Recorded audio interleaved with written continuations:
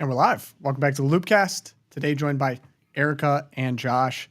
Erica, you are back from the brink. Welcome back to the I program. am back.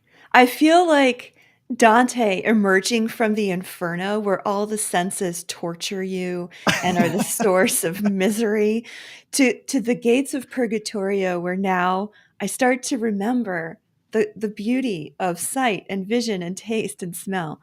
So yeah, thanks for the prayers, guys. It was bad. But thanks to the stomach bug, I have achieved my 2024 goal. What was that? It Losing was to weight. lose 40 pounds. And I, Of because course, I you had a started the year baby. pregnant, I had a so Yeah, baby. true. And that takes you down a couple. Mm-hmm. And giving then I had the birth and then stomach bug, and that vomiting was the rest of it. profusely. Yeah. Although that does bring up to mind, my wife would always get, each of the 6 pregnancies would get so sick, Yeah. and of course, when she was pregnant with the second child, and she was just my poor wife, barfing all the time. And then the 9-month-old at the time, little Andy, came up to her, and Lori would barf. And then, of course, here's this 9-month-old seeing her mom, barf her brains out, poor, so sick with the pregnancy. So what does the little Annie do? She goes, ha, ha, making fun of her. Hilarious. I'm like, my goodness, Brutal. so brutal. And Yeah. she remains to this day a I have stinker.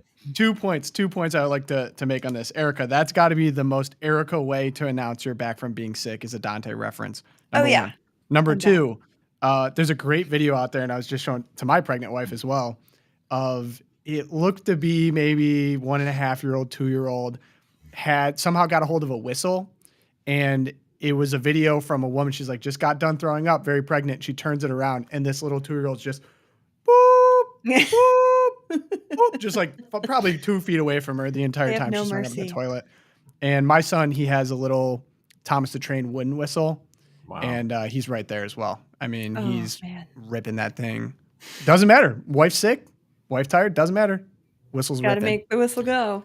Oh, And the train's got to be right. useful, as many of you know, if you are familiar with the Thomas lore. So, okay, but we got, Erica, while you were gone, we got some updates.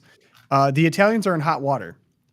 We have alleged shooter Luigi Mangione. And so many parts of this, so bizarre. I have a few things I'm breaking it down into, hopefully provide a little context, and then we can get into it. So, how he was caught. I mean, talk about a huge year for Pennsylvania McDonald's. We have Trump working there, and then in Altoona, Pennsylvania. One of their employees gets elected president. That's right. You're right. Huge. But what happened there was, apparently this is how it went down, according to reports, is a customer at the McDonald's said, that guy kind of looks like the shooter in New York City. Kind of joking. The suspect, right? Yeah. And the McDonald's employee overheard that and is like, he really does look like the pictures from this. You've And he got a calls the point. police. And so the police show up and ask him to take his mask down, ask for identification. And he had, according to police, possession of a firearm, multiple fake IDs, a U.S. passport, and a handwritten manifesto criticizing health insurance companies. I want to get to the manifesto in a little bit, but that is essentially where it was found. So now he's currently being held in Huntingdon, Pennsylvania, at a state correctional institution. His lawyer has announced that they're going to contest extradition to New York City, and he will face a murder charge in connection with Thompson's death. Actually, not a first-degree murder charge, which I found interesting. I believe it's second-degree murder. But he faces 2 second-degree criminal possessions of a weapon, 1 count of second-degree possession of a forged document, and 1 of third-degree criminal possession of a firearm per New York court docket. But the attorney, Thomas Dickey, told reporters Tuesday Mangione will plead not guilty to the Pennsylvania charges and suggested he would do the same in New York courts. Quote, I haven't seen any evidence he's the shooter, said Dickey. Why would the lawyer be against extradition to New York courts? You would think, if anything, given the way New York courts are, they might be more lenient on a left-wing vigilante shooter. I don't know. I don't know how any of it works. I mean, Yeah, there's he will be go ahead, Erica. extradited. The Yeah, crime clearly that he's being charged for clearly took place there. He will be extradited. Yes, Lawyers of have course. to fight extradition. That's just their job as lawyers. But he will face trial in New York City. Yeah, I mean the tale of two trials though. We've got the Daniel Penny, totally. which while I was at death's door, Daniel Penny was released from death's door. I was so excited. There's a light in the darkness there. And then on the other hand, we have this guy, Luigi Mangione, like you said, tough time on the Tough Italians. day for the Italians. Yeah, really But a rough. good day for the Irish. But a good day for the Irish. So there you go. I saw some comparison. It was, well, the only reason, unfortunately for this guy, he was caught was because a hostile employee in New York City asked him to take down his mask, flirting with him. So an Yeah. Italian got caught for being a little That bit is so too Italian. flirtatious. And when Daniel Penny beat the case, he went straight to the pub, had a beer with some of his guys. lawyers. So I therefore, mean, it's like 20th century all over again here. The more things change, the more they stay the more the they same. stay the What same. can we say? Amen. There's some things you can count on. So yeah, and I want to get more into the Daniel Penny thing too. But what makes this case so interesting with Luigi is that he had a very public profile in terms of social media. So pretty instantly, people were able to go check out his accounts. He had an active Goodreads account in which they found him reviewing the Unabomber Manifesto, which I thought was pretty interesting. Both sides are trying to claim him right now. He's pretty active on Reddit, and then he's also active on X. I'd say I've kind of sifted through a lot of the things. Basically, what I've come to that people are saying is partially the explanation is that he had severe back pain and received back surgery. You could get this by his own accounts on Twitter and on Reddit. He said it was a minor back pain, and then it got worse when he went surfing, and then worse again when he slipped on a piece of paper. He reported persistent problems, including the pain when he sat down, twitching leg muscles, and numbness in the groin and bladder. On his social media accounts, he said that he did receive the back surgery, and that he said it was a good decision at the time. And this is all kind of corroborated by people in his own life, people that went to high school with him. They said he had this back surgery and then pretty much directly after completely cut contact. So 6 months before this shooting, he basically went dark on social media. There's, of course, all these questions swirling around of now what happened in those 6 months. I saw an interview that they did with someone that lived with him in the surfing community in Hawaii, and they said he was just like a normal housemate. Nothing would suggest he dealt with this pain, but there's nothing to suggest he was radical or crazy or anything like that.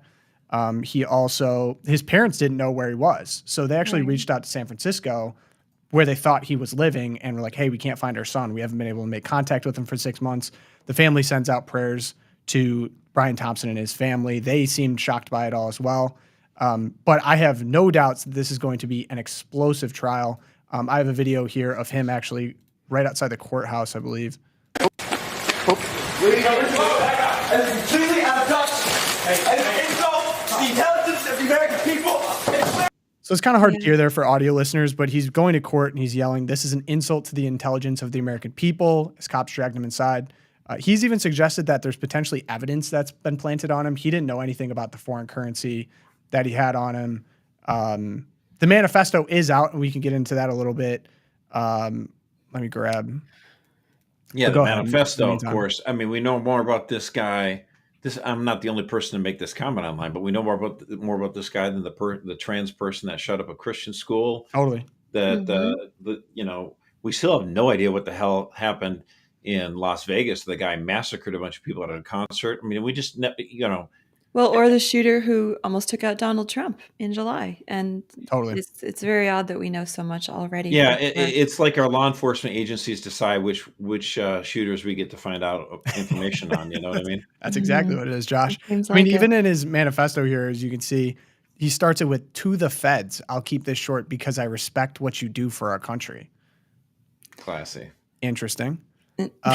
To save you a lengthy investigation, I state plainly that I wasn't working with anyone. This was fairly trivial, some elementary, social engineering, basic CAD, a lot of patience. Spiral notebook, if present, has some straggling notes and to-do lists that illuminate the gist of it. My tech is pretty locked down because I work in engineering, so probably not much info there. I do apologize for any strife and traumas, but it had to be done. Frankly, these parasites simply had it coming. A reminder, the US has the #1 most expensive healthcare system in the world, yet we rank roughly number 42 in life expectancy. United is the indecipherable, they couldn't read this, largest company in the US by market cap, behind only Apple, Google, Walmart. It has grown and grown, but it has our life expectancy. No, the reality is these indecipherable have simply gotten too powerful, and they continue to abuse our country for immense profit because the American public has always allowed them to get away with it.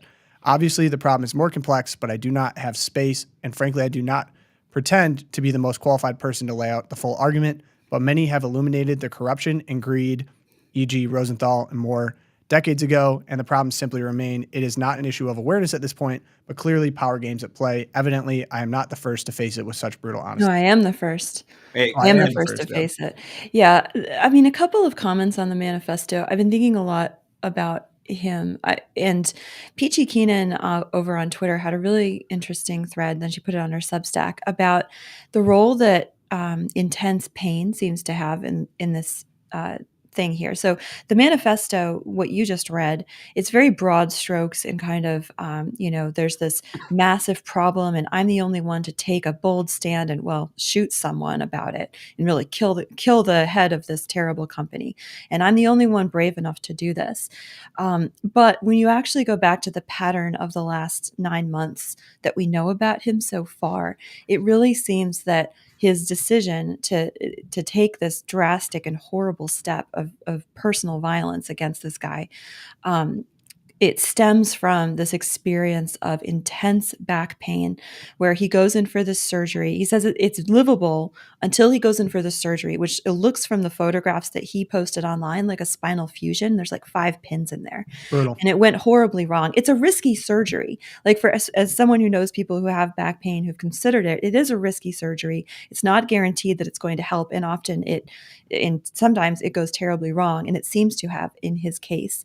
And instead of getting pain medications that helped him to manage it, he kind of goes bonkers. And we actually have documentation too that he started messing around with psychedelic drugs to try and manage the pain. And that's when he falls off the radar. And nobody can find him. His friends can't find him. He skips a friend's wedding. His parents can't find him. And then the next thing we know, he's in New York City at this hostel and he shoots this guy in cold blood. I mean, people thought that this was some hired assassin because it looked so professional, or they thought it's some, leftist, can you hear the people sing the song of angry men? And he's out there doing justice. But it turns out it's this kid who's in intense pain. He's seeking ways to get healed, and he latches onto this, I have to do something to fight this big bad system that is against everyone. And you go on his Goodreads, and I was looking at his review of the Unabomber. And in the end, it comes down to, he's like, the Unabomber was the only one who had the guts to actually do something, to realize that peaceful protest only gets us so far, and that we're basically this feeling of extreme helplessness coupled with pain and psychedelics, and it's getting him to this place. Again, it's not an excuse. He's still responsible for killing a guy in cold blood, and really, in the end, doing nothing to solve the problem he's claiming to try and solve. Well, and I know you're teed up to go into a better explanation here, Tom, on the claim, okay? Because you get these sort of like bumper sticker arguments, right? Yeah. The United States spends most on healthcare, yet we're like 40th in life expectancy. Well, okay, hold on a second. We can dive into that in a second, but they also use this for infant mortality. They talk about how, we're the most richest country in the world, but we have so many infant mortality problems. Well, part of it is that women in the United States are obese. I'm obese. I'm not trying to point the finger here at other people, okay?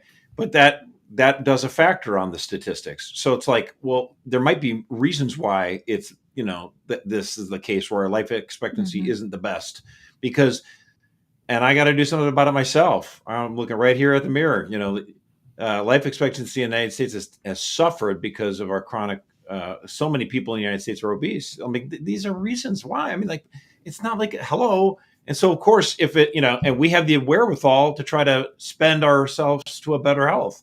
Yeah. But we do ourselves a favor if we would just, exercise some more and eat better. Yeah, I do want to get into that thread, Josh. Thanks for teeing that. But before we do, I'm thinking about the Christmas season, and when you talk about spending, it's important to spend how you believe. So actually, I'd like to talk about Charity Mobile briefly. Thank you to our sponsor for today's episode, the Pro-Life Phone Company. So when you switch to Charity Mobile, 5% of your monthly plan goes to pro-life, pro-family charity of your choice, no extra cost to you. Even for myself, I know that my giving dramatically improved when I set an automatic transfer to my church. I don't even think about it, but I know that it goes there. It makes me feel good. I feel very similar about what they're doing over here at Charity Mobile. New customers can get a free phone, free activation, and free standard shipping, and a free travel charging kit if you just use the promo code LOOPCast. That is promo code LOOPCast. Visit CharityMobile.com for all the details. They have all the same nationwide coverage as the major carriers. Charity Mobile has a variety of plans to fit all of your needs, basic talk and text. So if you're looking to give a gift, maybe to someone over the holiday, give them a line through Charity Mobile. You'll feel extra good about it. You get to support a great cause, a great charity, and we appreciate Charity Mobile so much for sponsoring this episode. All right, time to get into that thread that Josh was talking about. Mm-hmm. And yeah, I think there's almost it's important to address this. There's obviously speculations about motivations and who this guy is and the broader conversations. But one that keeps coming up, and we're seeing clearly a groundswell of anger against, is this kind of United States healthcare system more broadly. And someone Which was fixed in 2009 and 2010 with Obamacare. Yay. Oh, right. I remember that. I remember when they fixed it. I think not a single Republican vote, so don't blame me, folks. Yeah, but basically, so this guy, Jeremy Kauffman on Twitter, interesting account, recommend follow. A reminder, the U.S. has the number one most expensive healthcare the system, yet we rank number 2 in life expectancy. Brings up quoting that guy's manifesto, right? Quoting the manifesto, but I think it's worth bringing up here, and he does this too. Healthcare spending in all countries track income. The richer country is, the more they spend on healthcare. The U.S. is the richest country in the world that spends the most on healthcare. And I think this is a money line here. It's important to use real income for this analysis, not GDP. So the mistake a lot of people make when doing this analysis is they look at the GDP of respective countries, instead of real income per person. So the U.S. spends more on healthcare because it consumes more. The richer country is, the more healthcare it consumes. Given more money, people simply consume more healthcare. The evidence that the U.S. healthcare is uniquely expensive is weak. All goods cost more in richer countries. In richer countries, human time is more valuable.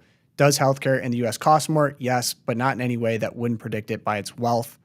All wealthy countries have more of their economy consumed by healthcare. Richer country is, the higher percentage of that country is employed by healthcare, and the more they are paid. Again, nothing unique about the U.S. The U.S. is just rich. Profit margins and compensation in healthcare aren't high. Healthcare in the U.S. is not especially profitable compared to other sectors. True. No, there's nothing out of line about how U.S. providers are compensated, again, relative to U.S. wealth. And then this was the big one to me. Money has diminishing returns on its ability to extend life. Norway and Luxembourg spend twice as much as Spain and Italy to no result. So if you look at it, here's the spending. There's really not much of a difference. We all are going to die one day, unfortunately. The U.S. is uniquely drug-addled, violent, and fat. Kind of basically what, sorry to say it crass like that, Josh, but similar to what you were talking about here. Well, I will only guarantee I'm one of those 3. Maybe 2. So we have the U.S. is uniquely drug-addled, violent, and fat. The U.S. has shorter life expectancy due to the behavioral choices of its resident. Money alone cannot solve obesity or a gunshot, as you see in the United States. Right. We're double of what Canada is dealing with on life expectancy. I love that. I love that. And when people say Canada is so much better, I saw this statistic that blew me out of the water. The state of Indiana has more MRI machines than all of Canada. Yep. That's why the wait times for an MRI in Canada are like 9 months to 12.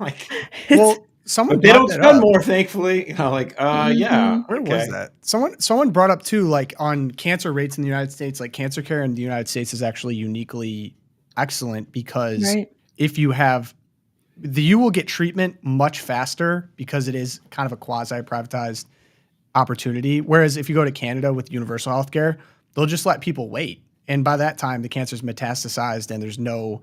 And you could have solved. And then they show you the MAID form. They're like, here, how about some medical assisted by design. Yeah, I mean, you great. laugh at that, but I think No, I just saw that the UK true. released an incentive. I think potentially a tax incentive. Like on 10 minutes inheritance. after they legalized Yep. it. Yeah. Right. 10 Way to minutes after go. they're like, hey, here's $75,000 if you turn in your grandparent for MAID, medical assistant in dying, aka euthanasia. Yeah, so technically what it was the UK then they uncovered that what would happen is if you live past 75 years old, you forfeit a bunch of your pension to the state. So if you die after 75, automatically a huge portion of what you would be leaving your children just goes back into the system, into the state. So what they discovered was, oh, we just incentivized like all of these people to kill themselves before they turn 75 so that their kids can take all of the pension rather than giving a bunch of it to the state. And they're like, oh, oops. Oh, You're joking about that? That okay. is unironically one of the most sinister things I've ever heard. It is. It is Absolutely. chilling. Absolutely. It is chilling. It is very wicked. And the thing is again, it's worth recounting that when we think about the 10 Commandments, honor thy mother and father, we just assume, oh, it's listen to mom and dad, as your little rugrats Yeah, are it's running for the around the kids. house That's the kids' and commandment. listen to what mom and dad are saying. I mean, that's not untrue. It's still true, of course. But when you think about what honor your mother and father really amount to, in the ancient world, the Jews were very unique in this regard because, you had a lot of people that were nomadic. They go from place to place. And if grandpa or grandma, they were no longer producing, it's like, see you later. And they just let you go. And then they just take off. Where the Jews were very different in that respect, where they actually revered their grandparents and they took care of their mother and father. Honor your mother and father. It's not just, clean, eat your vegetables and clean the plate, clean the table after dinner. It's honoring your mom and your dad, your grandma and your grandpa. Those last moments, I was blessed to be in my 40s and have both of my maternal grandparents, alive. We buried them in the last few years. It's a beautiful moment, and to have that cut short by a government agency trying to save money drives me up the It's wall. evil. It's absolutely evil. Yeah, I got to give a shout out to James. He actually sent a great article from First Things. I'll drop it in the chat about wanting to be a burden for their loved ones. This is by Gilbert Melander. Oh, I love that. Mylander. It's so phrase. Good. Put that in the Mylander, chat. 2010. It's one of those things, right? My mom, I love her to pieces. She's very much in this kind of boomer mindset where she's like, oh, I don't want to be a burden on you kids. Yeah. I just like, okay. I was just trying to think of how I could turn this around to her to help her understand this. And I said, you would, because she has such a devotion. She worked in the medical industry. She helped old people all the time. She loved doing it. And I'm like, so you're telling me you would prevent me and my brother and sister from doing that same service to you?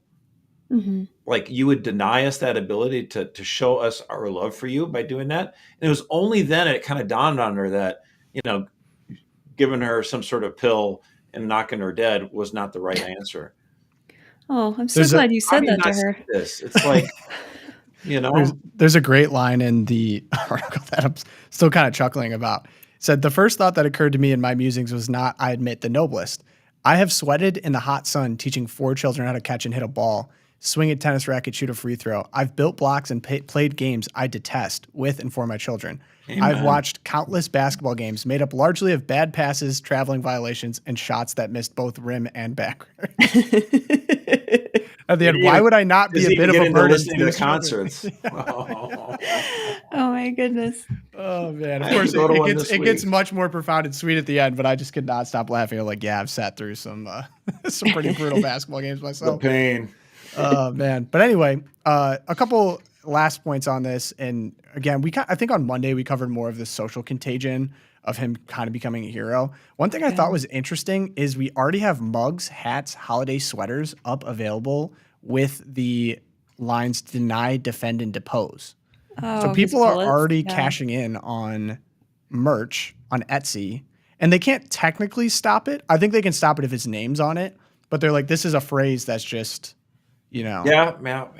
So we already have some merch, and then people are review bombing the McDonald's in Altoona, PA, flooding it with Google reviews after suspect arrested, they gave them a lot of 1-star reviews saying that they're snitches and stuff. Oh my gosh. So get on there and give them a 5-star review. Well, I would think that, when there's something like this that has nothing to do with the actual, food you eat at that place, it would be welcome Right. if someone like, Yelp would just like kind of take a beat here and like basically isolate reviews. I mean, like at least, Wikipedia is not exactly known for being a throne of, Well, Yelp is conviction. pretty progressive as well, by the way. But at least Wikipedia will like freeze something if they're just getting firebombed on someone or whatever. So. Yeah, Reddit also took down his accounts because they're concerned about impersonators, of course. There was a YouTube video actually put up too under his name, so it's still yet to be seen whether or not it was him or someone else, saying all will be revealed. It was like an ominous timer. So it's been interesting to see. It's hard to draw the line between opportunist or whether or not this is legitimate. I mean, we'll probably find out a lot of this in court, which is going to make this all that more interesting. But on a positive note, Daniel Penny has now spoken to the media. I don't think any video is going to sum up the situation better than this almost 60-second clip of him speaking for the first time. This is in a Fox News interview after the whole thing. I mean, I'm not a confrontational person. I don't really extend myself. I think this type of thing is very uncomfortable. All this attention and limelight is very uncomfortable, and I would prefer without it. I didn't want any type of attention or praise, and I still don't. The guilt I would have felt if someone did get hurt, if he did do what he was threatening to do, would never be able to live with myself. And I'll take 1 million court appearances and people calling me names and people hating me just to keep one of those people from getting hurt or killed. Now, Oh, wow. I just love this guy. I mean, how could you not love this guy? Ryan Gerdusky said, no, but where does he go to get, vindicated? And Ron DeSantis is like, Florida. Hello. Florida. But MSNBC columnist Mahdi Hassan, Mehdi Hassan, yeah, he's the worst. He's like, just imagine if Jordan Neely had been white and Daniel Penny was black. Like, what? Like, what do you mean? If he was, why? I don't have to imagine this kind of stuff. Like it happened last year. There was a black guy who stabbed somebody on the subway, to save passengers because this guy was going completely crazy. And what happened? Grand jury said, yeah, we're not going to indict this guy. And in fact, what happened? The DA's office said, under New York law, a person is justified in using deadly physical force when they reasonably believe it is necessary to use such force to defend themselves or others from imminent use of deadly or unlawful physical force. So we know what would happen if the hero was a black guy. He would be exonerated. He wouldn't have even gone to trial. The grand jury wouldn't have indicted him. And the DA's office had been like, we like this guy. But because he was white, they went after Daniel Penny. So Josh, can you explain to me then? By the way, this didn't happen 40 years ago. This is 2023. Right. A year ago. It just happened. I think a lot of people are actually kind of confused how this was even brought to be in the first place. Typically, when something happens like this wasn't his family suing, although his family has sued since. This was the state of New York. So who in New York, or is it New York City, I believe it was the city of New York, yeah. And they're saying that it's in the interest of the people, of the citizens of New York City, to try this guy for a manslaughter charge, even though, as you mentioned, in the law in New York City, that's actually legal what he did technically? Well, obviously, it's illegal they're claiming that it was manslaughter. So that was the whole point that they brought it up. And so Daniel Penny's lawyers made the case that, in fact, it was self-defense and he was exonerated. Right. So, again, usually there's prosecutor discretion, and most prosecutors will look at a case like this and say, yeah, that guy, no, we're not going to prosecute him. He's fine. But because because you have a communist Soros-backed DA in Manhattan, and because Daniel Penny's white and you want to foment the race wars, that's why they did this. Yeah. And literally, again, the MSNBC host like, what if you were black? Dude, what do you mean? We had that case. That happened. Yeah. Josh said. Right. And I think too the DA here, and we on last Friday we watched the video of her going on and on about how she had the black man who had attacked an 81-year-old to rob him, and it went wrong, and the attack led to his death. How she wouldn't prosecute him for that because he intended robbery, not anyway, and because of systemic racism, blah, blah, blah. But I think that they are still riding high. Like you said, they're Soros backed. They're still riding high off of the George Floyd riots and all of the Derek Chauvin case and all of that BLM, DEI, racism. They're riding high off of that, and I think what the trial shows here that he was unanimously declared not guilty for this lesser charge. And what it's showing is there's a sea change. Like they overplayed their hand to charge this guy with manslaughter, to charge him with all this stuff.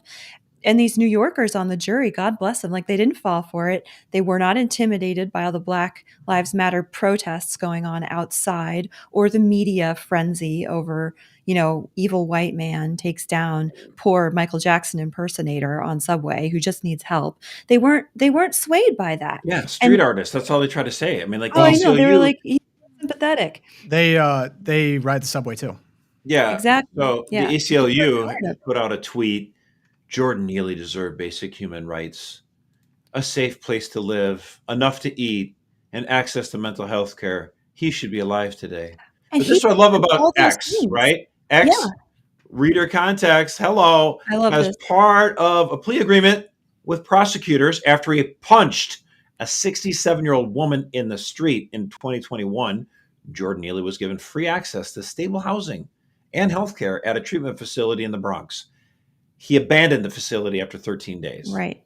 And the guy apparently was, I don't even want to get to how uncleanly he was. All the police officers didn't want to, it was just, he was not in a good state. Guy, he ravaged his own body and it's just nasty. Yeah, it's nasty. He's also punched a 64-year-old man in the face in 2019, kidnapped a 7-year-old in 2015. He's been arrested 44 times. So and this was another debate I was seeing online that I think has some uncomfortable truths in it. There's like New York City Council people, one of them, Tiffany Caban, she said as well, Jordan Neely deserved better than the violence of being denied access to stable housing and healthcare and then dehumanized for it.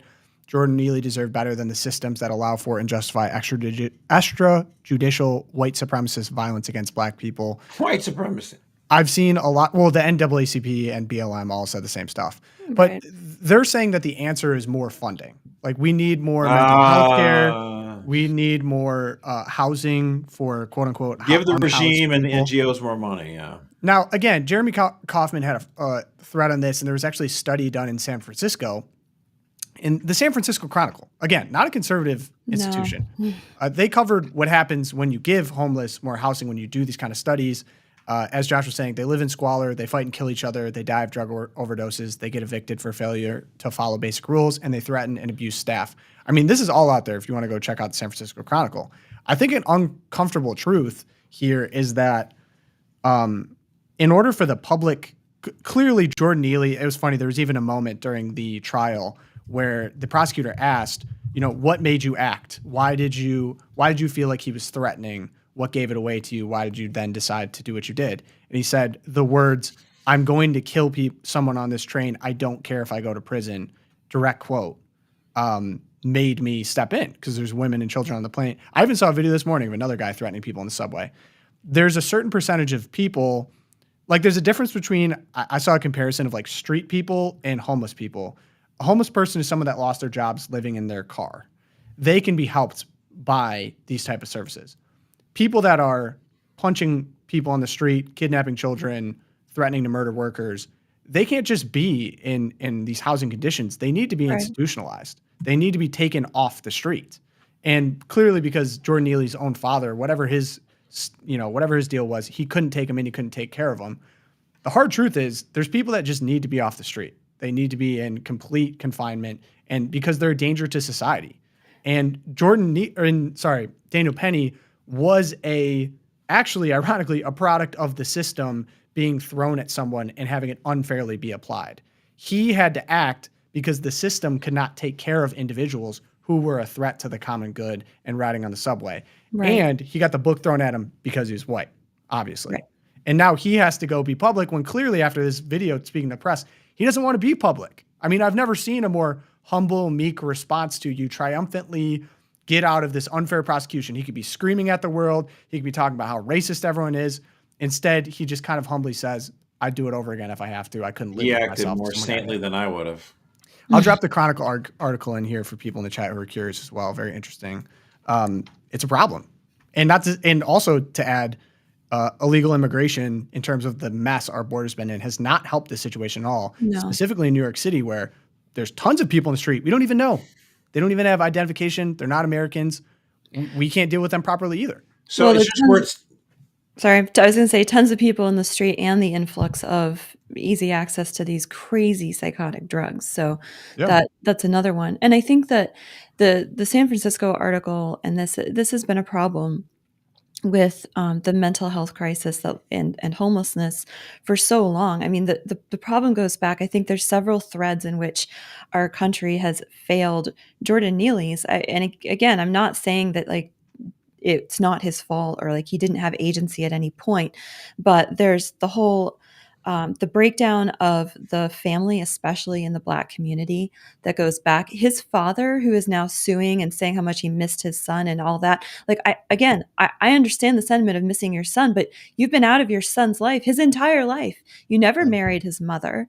He was not there when Jordan Neely's mother was murdered when he was 14, and But he you can like, cash in on witnessed him it. now. Yeah, and now he's coming in to cash his whole family. They're all like they're so strong.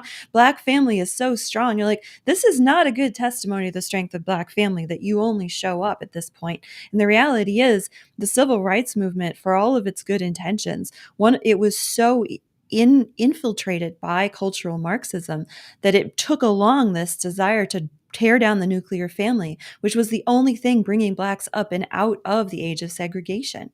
So that was the first major failure. The other was the closing of these mental health institutions that you're referencing, Tom.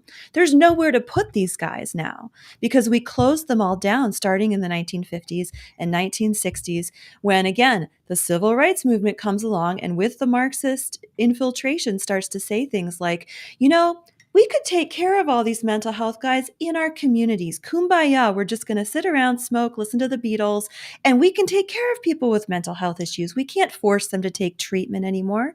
And with a lot of other factors, that's an oversimplification of the story, but that we don't have a place to put them now.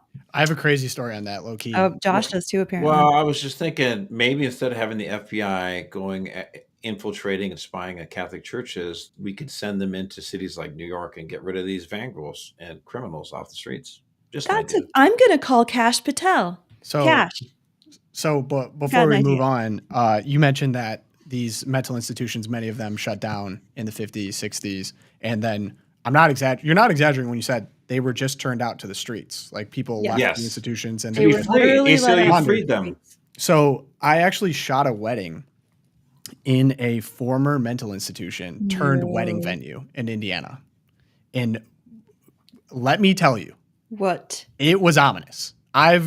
That's like the setting of a ghost story. Totally. A wedding at a former mental institution. You can tell it was actually because a lot of the architecture, of course, then was excellent. It's a beautiful building. They're very beautiful. And I was kind of around the premises, and of course, there's some buildings that are just caved in, old. They haven't been completely demolished yet. But there was one in the middle of this where they had turned it into a hall for different events or whatever. I'm sure they got a great price on it, but I could not believe. I was walking around. I was like, "There's something weird about this place. I can't put my finger on it. It feels like a hospital of some kind, even though there was tile floors. Very nice, everything very nice." And then someone's like, "This was a former mental institution, right?" I was like, "Oh my gosh, are you serious?" Like, yes. And Indiana, again, because of legislation change, they just let people out in the streets, and it was the thing was not used anymore. So that was bizarre. The thing is, we do have that feeling. There's that intuition, like our souls can just pick up on something. You know what I mean? Oh, 100%. totally. I felt the We've same got a way lot in, in Connecticut too. It's like I ghost said towns. there's definitely spiritual places around the country. That mental institution was one of them, no question. I'd say the most I've ever had that experience was in Gettysburg. Highly recommend if anyone's ever wanted to visit, hasn't visited. There is something uniquely spiritual about that place. You can feel it as soon as you touch down. I almost get mad kind of at the ghost tour kind of kitsy stuff because it almost is a little bit of a having fun mockery of it because I actually do Well, not believe that mock, there's but make light of. yeah, kind of make light of it. It's like, oh, we're going to do this fun ghost tour. And I'm like, I'm walking around the grounds during the day. I'm feeling bullet holes in buildings that have been around since then. It's like something went down here. It is unquestionable. Highly recommend for anyone. Yeah, and we had the 150th anniversary of that, and Obama didn't even recognize it. Oh my gosh. First black Obama's been coming up a president? lot lately. What? I didn't Obamacare. forget. Well, we go on to our next subject here. We move it over to Nancy Pelosi. Nancy Pelosi just wrote a book. Josh, do you know the title of the book, actually? Oh, boy. Can't wait to find out about this page turner. No, I didn't know about the book. I knew she did that presser with the National Communist or Catholic Reporter. Oh, yes, she did, Josh. In case anyone's interested in reading, I actually genuinely think it would be an interesting read. It's called The Art of Power, My Story as America's First Woman Speaker of the House. You say what you want about Nancy Pelosi. She knows how to wield power. And I will. Yep. He's waiting. He's waiting for the go ahead. So all right, let's make sure we get it right because we always mess it up. It's the National Catholic Reporter. Yeah, sorry. Got it. National. No, I don't even think you messed it up. I just messed it up. No, he does. He does it on purpose, though. He says The National Communist Reporter. Catholic Reporter There we did go. an interview with Nancy Pelosi and The Catholic can be silent if you want. Right. Low-key kind of based on China, I have to say. They open it up as the teaser is how she said, let me say it this way. Thou art Peter, upon this rock I will build my church. Every bishop has sprung from that rock. And now the Chinese government, Pelosi said, low-key kind of agree with you on that. That was kind of a good line. I mean, I would probably use that line. Kind of a bar. Next one. In the letter in 2022, Cordileone said he would no longer allow her to receive the sacrament of communion in his archdiocese because of her activity on abortion rights.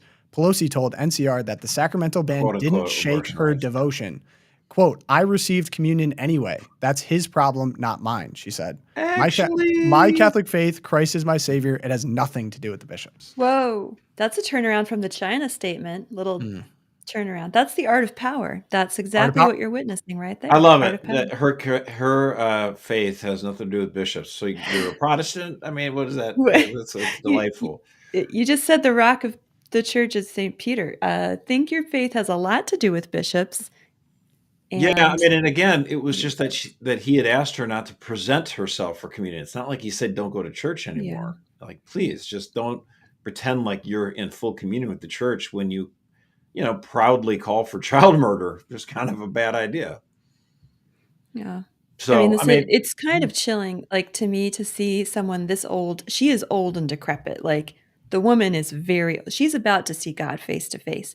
I mean, I might see him first, but in the natural order of things, she's close, guys. And to hear her say something like, I received communion anyway, nothing to do with it's just, that should be super unsettling for any Catholic. And of course, God bless, Cordileone comes back with a statement, we need to continue to pray for this woman's conversion. That's all he says. He's like, you got to pray for her. And I think that's the bottom line, because that's not a good place to be. Maybe invincible ignorance, whatever. I'm not the judge of her soul. I don't know. Thank God I don't have to judge her soul. But do you want to see a crazy picture? Yeah, I'd love to. Nancy Pelosi, 1954. Whoa. Family visit to the Vatican. Here she is. My mom wasn't even born, and there she is. She's old. Her dad was the old mayor of Baltimore. That's crazy. But yeah, plenty of sparring with the bishops. And it does get to me, you said, like, she may last another 15, 20 years. She is in her 80s, though. Yeah. And it does, and then, again, it'll be an open question of who will be the bishop then of San Francisco. He may not, Cordileone might be replaced by someone who just doesn't care. But if she were to, let's say, if her time on this earth were to end before his term as Archbishop of San Francisco, it makes you wonder if he would deny a Catholic funeral, because she is, she is not repentant at all. Yeah, I You think know, her family would just go to DC and have it done there.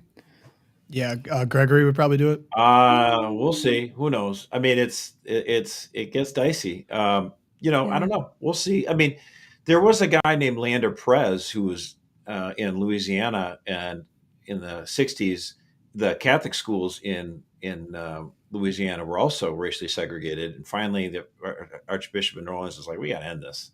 Yeah. And he desegregates the Catholic schools, and yet Lander Perez was this very powerful judge, and he was railing about this crazy Archbishop, and what does he know? And he was trying to get Catholics to stop giving money to church and all this stuff. And the Archbishop was just like, dude, I'm sorry, man, you're out. He excommunicated him and like 3 other people. Based. And what happened? Well, eventually, Leander Perez realized that was not a good idea. And he repented.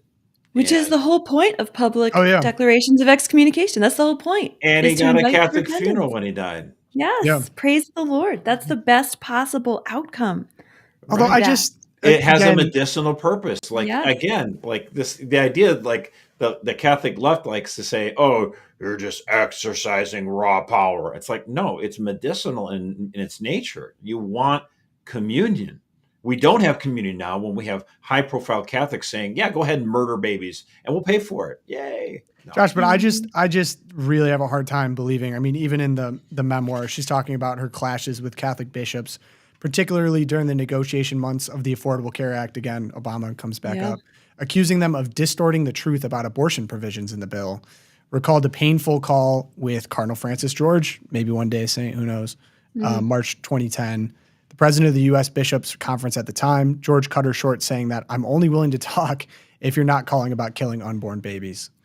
So I would have loved to be in a fly in the wall for some of those conversations. Cardinal George is by far the most based bishop we've seen in so many. I mean, may God rest his soul. He was just, he understood the church so much better and the American people better than he's. Well, who gets exonerated here? It's not Nancy Pelosi. I mean, abortion provisions were terrible in the Affordable Care Act. We still we had that whole discussion when we were talking about the Chevron doctrine. Mm-hmm. Like, we knew you guys were going to use Obamacare to promote abortion. You're like, what? There's nothing in this bill. Yeah. It's almost like they're lying. There we go. We got one. We got one this episode. It's awesome. Oh boy. All right. Slide to the Twilight Zone. Actually, before we go to the Twilight Zone, I have a request now for shared knowledge. So I'm very excited. I'm going to be talking to someone who has spent a lifetime and has expertise in the food and ag industry, and going to be anonymous, but I know that Make America Healthy Again is a very buzzing topic.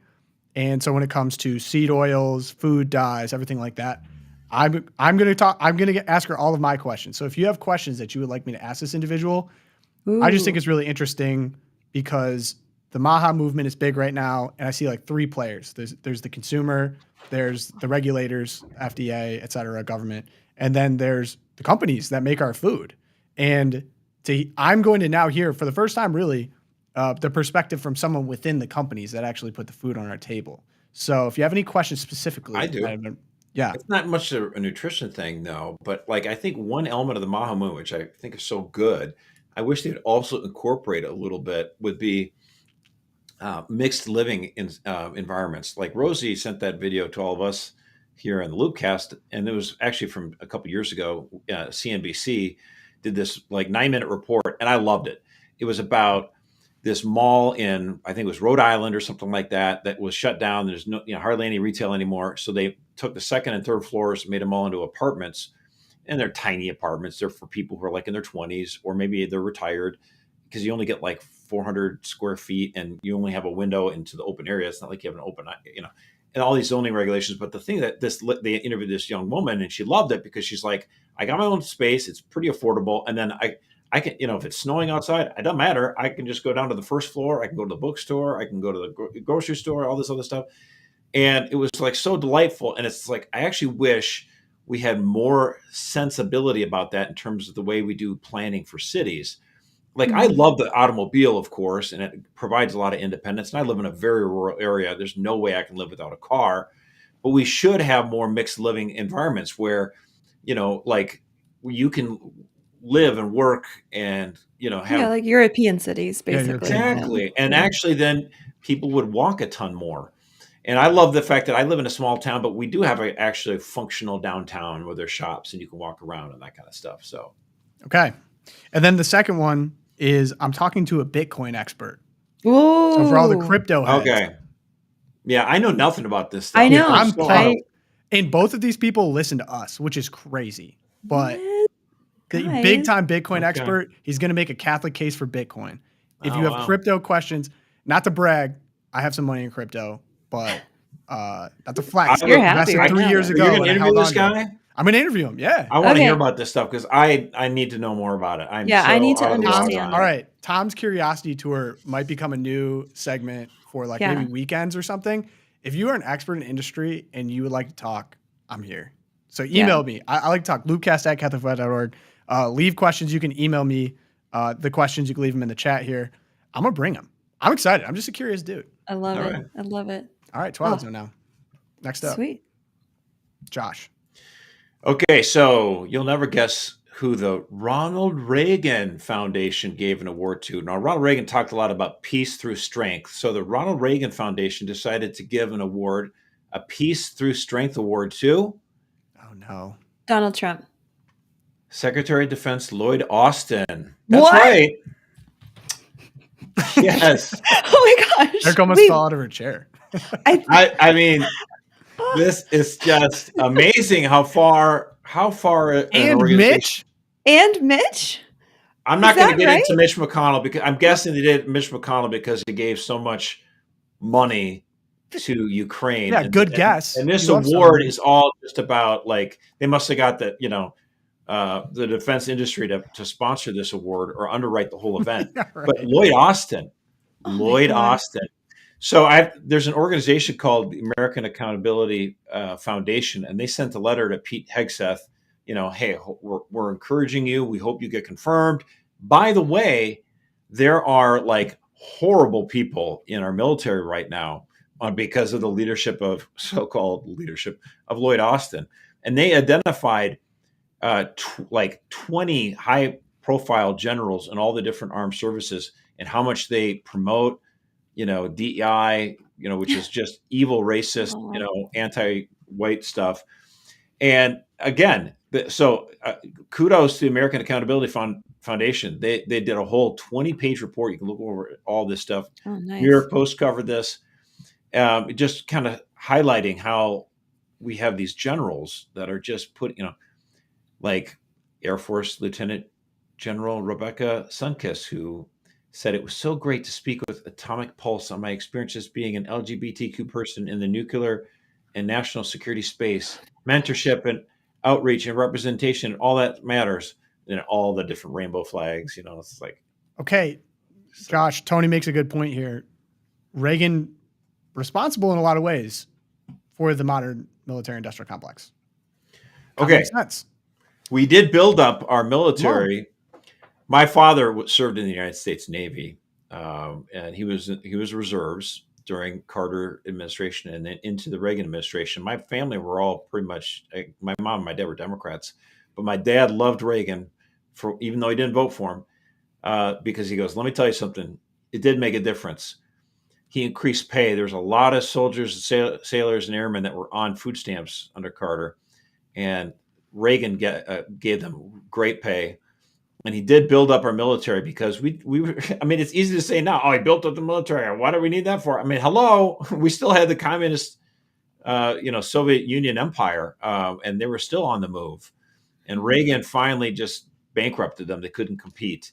And then we did wind down some of our military stuff. There was the commission that went through all the different places. They had the Blue Ribbon Commission that kind of said, what bases should we cut? What things could we do? The peace dividend, that kind of stuff in the 90s. I don't know about all that. I'm more of a President Eisenhower guy who warned about this, and then it all happened. And we have not wound down, Josh. That is wound down some of the stuff with the military. Right. We rearranged some deck chairs on the Titanic, and now we're bigger than ever. Well, it went up. I mean, it did go down in the 90s as a percentage of our GDP, and then after 9/11, it went back up. Yeah. Yeah. So Some of us know history more than 10 minutes ago, Tom. Hey, you could be a Reagan guy. was You gonna- ever watch the Hey, movie listen. Falling Down? It was all about this guy who worked for company that was getting Listen. You could be a Sorry. Reagan guy. I'll be a Nixon guy. That's all right. No, You know Mercer's a Nixon guy. I love my Nixon. No, I'm just giving credit where it's due. Like this, Ronald Reagan, if he were alive today, he'd be like, "You're honoring Lloyd Austin?" Like, Yeah. wait, what? Yeah, think well, that's Lloyd the Austin point. gets he even under the current definition. We can have arguments about military-industrial complex, but he was responsible for the Afghanistan pullout. The most Debacle. Yeah. the most embarrassing. Doesn't sound like event to strength happen to in me the at mil- all. Right, the most embarrassing. Doesn't event to sound happen like in the peace military at in all. Years, maybe Yeah. of my lifetime, other than 9/11, probably. Yeah, but 9/11, you could at least hope that it was, like that disaster that happened because we were caught unprepared. Whereas Right. Afghanistan, it's like you made this decision. This is what you decided to do. Yeah, true. Good point on that. And Benghazi kind of falls in the same camp of Right. yeah. Ugh. All right, Ugh. Erica. All right. Well, first I have to give honor to the co-host who jumped in when I was at Death's Door on Monday. Oh, nice. Our own festive Tom McCluskey, has won an award once again, has been recognized by The Hill Let's get his mugshot up as here. one of 2024's top grassroots lobbyists in DC.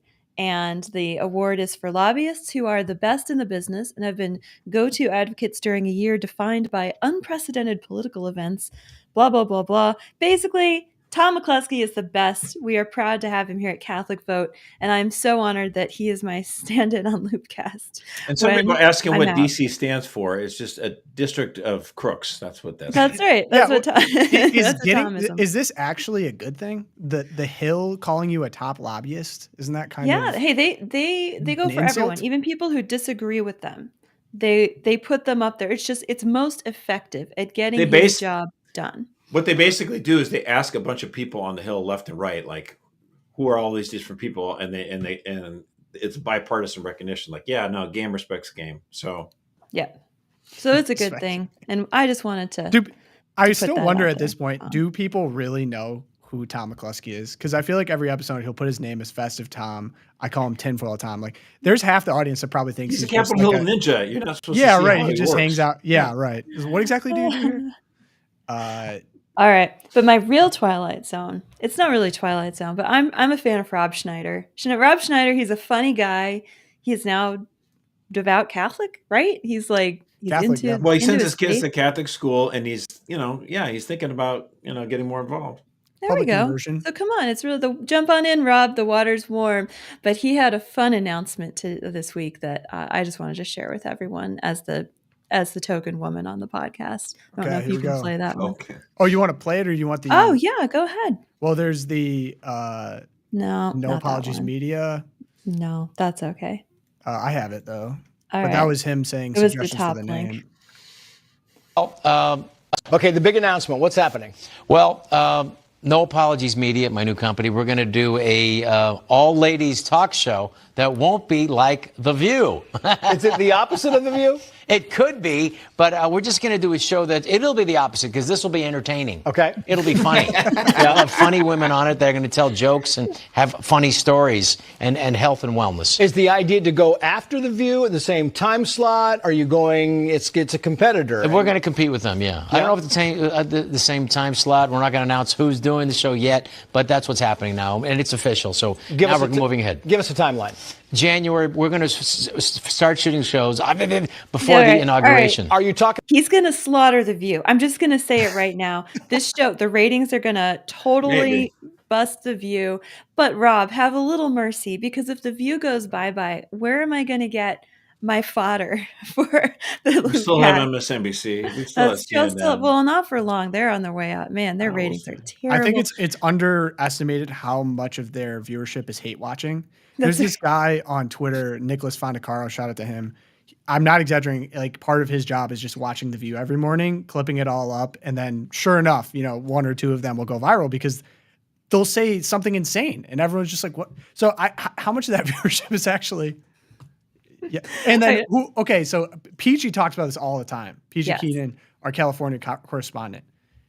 Was she involved with this, or who would you like to see on the? I female want view? to see Peachy on there. She's for must-see sure. TV. Come on. Yeah, Peachy is must-see TV. But we had other news drop yesterday, I believe. The days all blend together when you're dying on the couch. But yesterday we found out that Brett Cooper is Gone. leaving the comment section at Daily Wire. Blink twice to tell us that you're. Yeah. So I Brett watched that Cooper's- statement. I mean, nothing against her. I never really watched her show before, so I listened to this statement, and just like Ben Shapiro, like I have to go out like at 50% slow because she talks so darn fast. She is the female Ben Shapiro. People think that they are like twins or something because she's very like him in many ways. Slow But down. she's leaving. I know, slow down, Brett. But it's such a loss for the Daily Wire. Yet another female leaves. I mean, it's not great. But Brett Cooper would also be a great candidate for Rob Schneider's show. I would listen to Brett and Peachy go at it and talk about culture, politics, what have you. Hands down. So I think there's some great openings there, great opportunity for Brett. But she'll be successful wherever she goes. She's an amazing talent. So I think big loss for Daily Wire. The under 30. Bad move, Jeremy. The under 30 chat members have now started contributing in the chat now that we've talked about Brett Cooper. Josh, there's a reason you don't watch her. Typically, your audience is young and female. I have to say, she's the only political adjacent person that my wife watches. And I think that there's really something to that. She's a ginormous talent from all the things I've seen, lovely in person. She's not hateful. She's not dark about it. She really, it was a rocket ship. It's a huge loss for Daily Wire. Yeah. The statement itself was so bizarre because I've watched her show before. She's I'm sure she reads a little bit off a teleprompter, but she's conversational and she's natural. This was a very unnatural script read. I guarantee was written out by her lawyers and then agreed to upon by the lawyers from the Daily Wire. Yeah. I know that the Daily Wire has a reputation of being very litigious, and I'm sure with a show that big, not a super fan of leaving the show. So, and then directly followed by a message from the CEO in the final episode, which I thought was also very bizarre, also felt very scripted. I doubt we're getting, the real story here. I'm sure there's NDAs and money involved, but curious to see what she does next. Yeah. And if someone has a bag to throw at her. Godspeed there. So, hey, Catholic Vote, we got any money laying around? I know. Brett Cooper to come on board? Check my wallet. Yeah, Josh, open up your wallet. I'll pawn my gold, but there's not a lot of it. All right, I have two the other weird thing about it is they replaced her with her best friend, bridesmaid, and producer, Reagan. Yeah. I was just laughing thinking about this. Could you imagine if, Tom leaves the LOOPCast and then you're like, but we like the LOOPCast and we want someone like Tom. Let's go get acting lessons and try to make someone as Tom-like as possible. But you don't even have any friends, so it's hard. That's true. This is tough. I don't have any friends. But just think about that hypothetical for a second. There's a large, successful show, and your company, say Catholic Vote, wanted you to step into the shoes of someone that's really like built out the style and design or whatever. Yeah, it's a personality-driven. I don't even know what I would say. I'm sure they're throwing a lot of money at her. I'm sure it's a very lucrative brand and opportunity, but to have to then kind of be someone else is such a bizarre. We'll see what they do. They might not take that tactic. Let her just like develop her own voice. But no, they gave her acting classes. They got her. It's actually eerie watching episodes. Josh doesn't want to get into the hearsay here. Well, it's like a cat fight. Watch the show, whatever. All right, watch the show, whatever. Final statement from Josh. Can someone make a quote graphic of that? Watch the show, whatever. All right. Next, I have. I love talking about Canada. I can't get over talking about Canada. I love Canada. So Donald Trump made another statement about Trudeau being the governor of the state of Canada. And he's clearly kept this line of joking going on about potentially annexing our neighbors up north. And Canadian politicians lack a sense of humor or are genuinely scared that he's going to follow through on this. Trump on his Truth Social this morning greeted the Prime Minister as the governor of the 51st state, something along that line. Have you seen that? Do you have any thoughts about that? About the dynamics of the relationship? I haven't seen that, but so I probably should comment. Just that with the Truth Social post of Donald Trump planting a Canadian flag on a Canadian mountain, I have to say that to the extent that this 51st state thing was a joke, it's not funny. And I find that pursuing it on very social funny. media makes me increasingly nervous. Mr. Trump has, we have to be very, very careful with the president-elect, and we have to pull together, I think, all opposition party leaders and premiers, all elements of the Canadian political establishment, such as we are, better pull together to make sure we don't create any cracks. Stand strong, that allow Canada. Fox News or Stand Mr. strong. Trump's social media to exploit us and say things about Canada that aren't true. Oh my gosh. She had such a great opportunity to be magnanimous and funny about it. She could have said, She could have joked. hey, you know what? Honestly, I'm not going to get into a controversy with South Canada or something like That's that. right. You know what I'm That was saying? great. Like, just turn it around and have fun with it. With North Mexico. That would have been funnier with Northern Mexico. Oh, yeah, or North Mexico, like that would yeah. have been funny. Yeah, get a dig They have in no there. sense Like, of have humor. pride. Don't be so paranoid. Tom, I thought you would have talked about the other border war. What other border war with Mexico? No. Okay, so Michigan defeats Ohio State in Columbus and plants the flag, and there's a whole ruckus with all the players and everything going crazy because everyone expected Ohio State was the number 2 team in the country to win, but Michigan had the upset, and it's been like 2,000 days or something like that since Ohio State's defeated the Wolverines. It's been a while. So now there's a state representative in Ohio, Josh Williams, introduced the Ohio Sportsman Act, which would make it a felony offense to plant a flag at the center of Ohio Stadium. Oh my gosh. Poor baby. Is this Mothers, but raise your sons better. This is breaking my brain. So if you're, he's not doing it as a joke because the joke would be then on him for being soft. Yes. Oh yeah. So that's not even a good joke. Serious. I mean, come on. It just cracks me up. Like, dude, I thought you were going to talk about the other sports war going on. Pete Buttigieg potentially running for statewide office in Michigan. That was almost my Twilight Sports Zone. malpractice. Sports malpractice. He was asked, who are the Lions going to play on Sunday? Any casual sports fan would know it's going to be a pre-Super Bowl matchup. Because he's a new Michigan guy. Even though he was the mayor of South Bend, he moved to Traverse City, Michigan, Northern Michigan. Thanks a lot, buddy. But he might be running for governor. He could be your next governor. So confirmed. That would be. Confirmed. Pete Buttigieg does not know ball. He did not know who they're playing. He did not know that. And I saw a funny headlines like breaking: "Gay man knows nothing about football." I was like, good point. That's pretty funny. But actually, on a serious note, in terms of even just like look at the joking around with Canada and Trump or whatever, and just the fun in the Trump campaign, it actually is an important political talent to be magnanimous, to get jokes, to understand cultural references, things that are important to Americans. It goes a long way. And to be a little self-deprecating too. Totally. That's also very important.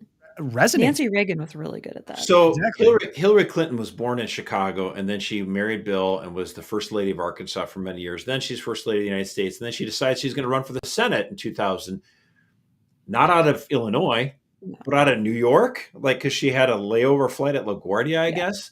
And then they asked her, "Well, who do you cheer for?" She's like, "I like the Mets and the Yankees." It's like that's the you can't only say answer not to say. That's the worst. You guys got to come up with it. But it's the ultra blue state of New York, so it didn't matter. But like that to me was more offensive than anything else. That's like when the New York Times wrote an editorial saying, "I don't know, the Yankees, Red Sox, the championship game, maybe the Red Sox should win." I'm like, how do you? This is malpractice. How do you do this stuff? Yeah, so I like the Jets and the Giants. She might be able to get away with it. She might have been able to get away with it in 2000. The Mets and Yankees, people just roll their eyes at it. But Buttigieg, bro, you got to be able to say something. You should, even if you didn't remember, you should have said, "Man, I love watching the Lions play it. How about that game in Thanksgiving against Green Bay? That was awesome." And everyone would be like, "All right, this guy gets it." It's an important part of governing if you actually know who the people you are. We're not just interchangeable cogs in the machine. You don't even have to love sports, but just know how people are, relate to them as humans. Yeah, Josh, we should do a section of the podcast of notable politician flubs on cultural events like that. Because there's plenty of those. I know the Hillary Clinton Mets in New York City, now the Buttigieg one, but think back to even George Bush. I don't even think he was like a great president in a lot of ways, but someone that very much understood, cultural appeal to people. Like they ask all the politicians, this is in the 2000 presidential debate, all the Republicans, they asked them, "What was your biggest mistake?" And all these politicians like, "I should have supported should have this been less policy awesome. earlier. Oh. They get to George W. Bush. What does he say? My biggest mistake, trading Sammy Sosa. Like, that was funny. That was hilarious. Yeah, like He you won could have the a beer debate. with him. Yeah. right? Everyone, Yeah. nothing else that Fine. was said during that debate do I even remember. And ESPN covered that in the debate where they normally wouldn't have. It was hilarious. He was the manager, the president of the Texas Rangers. That was funny, dude. Yep. Amen to that. So, got to learn ball, Pete. He was better as president of the Rangers than of the United States, by the way. Amen to that. All right, well, good episode, guys. Thank you again to our sponsor, Charity Mobile. Thanks to everyone joining live in the chat. If you want to help us out, you can become a champion, support us, catholicvote.org/champions. Email me with questions, or if you're an expert on something, Tom's Curiosity Tour begins. LOOPCast@catholicvote.org. Of course, best thing you can do for us, pray for us. St. Thomas More, Our Lady of Guadalupe, and St. Fidelis. Pray for us. Thank you so much for joining us on this episode.